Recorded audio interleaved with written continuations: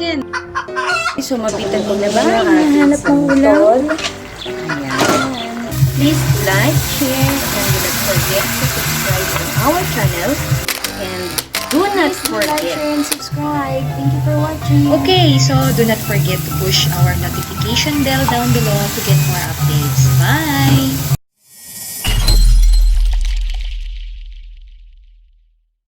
Okay, mabuti na lang mayroon pa tayong natagpuan na islang asohos sa palengke bago tuluyang magkaubusan. So, ipipirito lang natin yan. Yan ang pinakamadaling paraan ng pagluluto.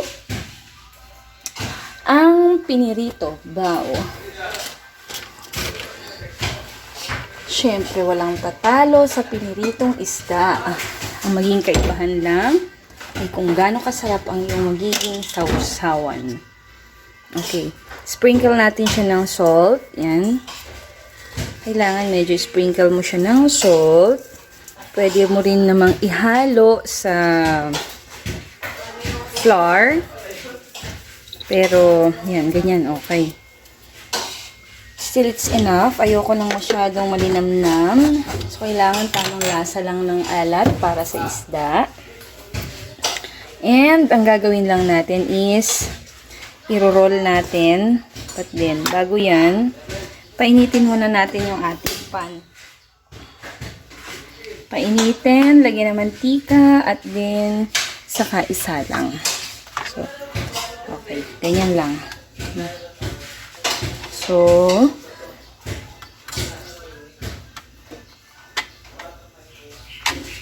yan. So, para hindi mabasa yung ating flour at manatili siyang siguraduhin lamang na hindi nyo siya hahawakan ng inyong mga basang kamay. So, pwede kayong umiwas, hawakan sa buntot. Pero alam nyo ba yung maliliit na asohos, kapag naikot mo siya kahit sa flour, naikot mo siya ng maayos hanggang buntot malutong. Ayan. So, may dalawa na tayo. And then, so, itong asohos na nakuha natin, aside sa fresh, medium size. Kasi merong mas maliit dito eh. Madami, masarap. Piniritong asohos na. Diba?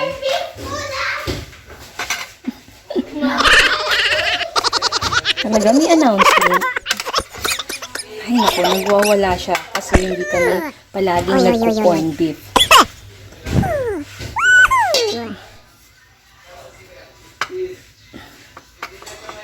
So, eto na. So, medyo mainit na yung pan natin. Maglalagay na tayo ng mantika. Okay, take note. Hindi, minsan, kapag fish, eto, pinagpirituhan ko to ng pork. Kasi kapag pinirito natin yung isda, hindi na natin nare-recycle yung mantika. So, unlike pork or chicken, pwede pa natin siyang i-recycle hanggang 2 to 3 times. Pwede pa natin siyang gamitin. Depende kung gaano mo nakikitang kaliwanag, kalinaw, o ka-clear pa yung mantika na itinabi mo. So, gagamitin natin siya para ipirito ngayon itong ating islang asohos. So, para maging malutong na rin yung ating buntot, ganyan lang.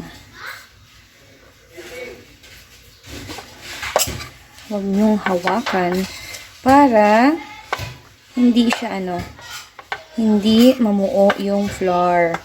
Hanggang sa kahuli-hulihang patak ng flour, magamit ninyo. Pwede yung dagdagan pag feeling ninyo bitin na sa flour. Okay, so let's fry this one.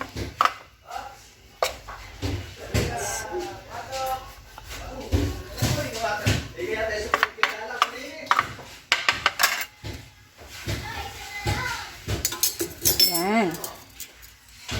Okay. So, mainit na siya para maiwasan din ang pagtilansik ng mantika. Yan. Okay. Hindi mo na kailangan tumalon. Dahil hindi yan titilansik pagka meron na siyang pagkabalot na siya ng flour.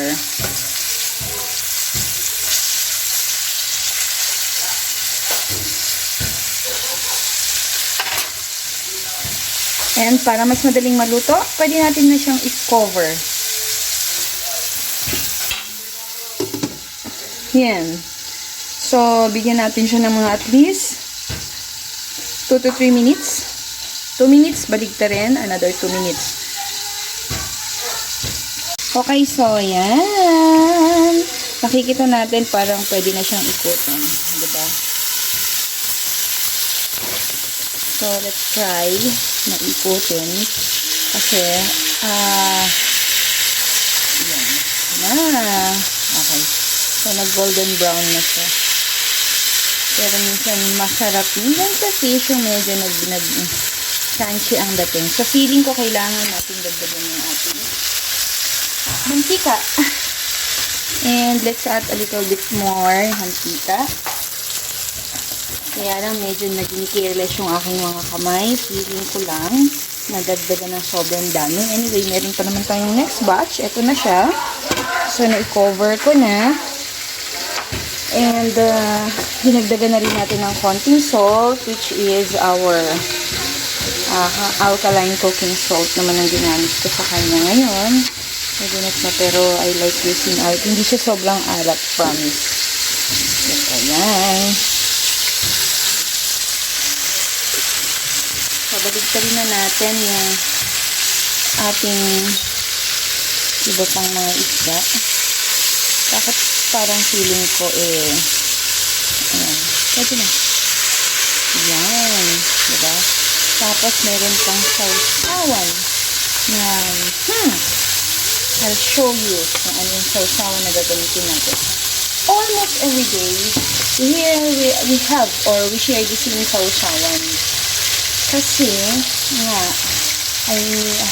we have to make sure na meron tayong sapat na gulay-gulay sa ating katawan. Which is this one. Ito na. So, we're going to mash it. Meron niyang kamatis, sibuyas, onion leeks, shallots. Yan. Sama-sama na yan. At konting radish. And then, hahaluin mo yan. Yan ang magsisilbing kasama ng fish na yung kakainin. Okay, so luto na natin yung first batch. Ayan. Let's capture the moment. Yan usually ang pinag-prepare natin.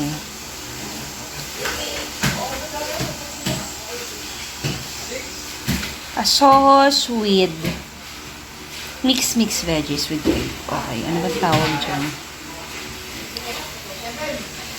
Ngayon, if you're going to mash this one, hindi naman mash, mix lang. Ito siya. Diba? And then, add it with some salt or pwede rin ng toyo. Okay. Pero mainam na hindi rin dumadami ang toyo ng mga nakatira sa bahay. Kaya minsan add some alkaline salt na lang. Yan, ma-enhance niya yung flavor ng halong bawang, sibuyas, shallots with white onion actually, tapos shallot. Yan, ang shallot na hindi masama. Yan. Tapos, fried ASOHOS. Yung fried ASOHOS na bango-bango niya.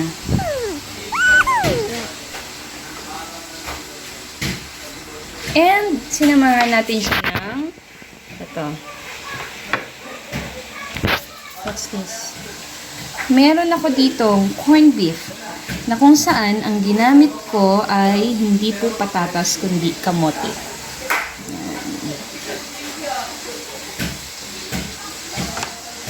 Okay, of course, Yan ang ating breakfast. And nilagang egg. Hindi pa nabalatan yan. Kanya-kanya na lang ng balat. With garlic rice. Yan. So, let's have breakfast na. Para sa isang masaganang almusal. Tapos pagdating ng hapunan, wala nang kainan. Gutom. Ubusin sa umaga at wala nang itira hanggang hapon. Diba? Joke-joke lang. Panahon ng COVID. So, pag morning, kain po ng masagana ng bahagya para pampalakas ng resistensya at pampatibay ng mga buto-buto. And then, dahan-dahan lang ng kain pagdating ng hapunan dahil lagi po tayong nakakulong ngayon sa ating mga tahanan. Kailangan ay manatili lamang na malusog at malayo sa lahat ng karamdaman. Okay, so thank you for watching. Bye!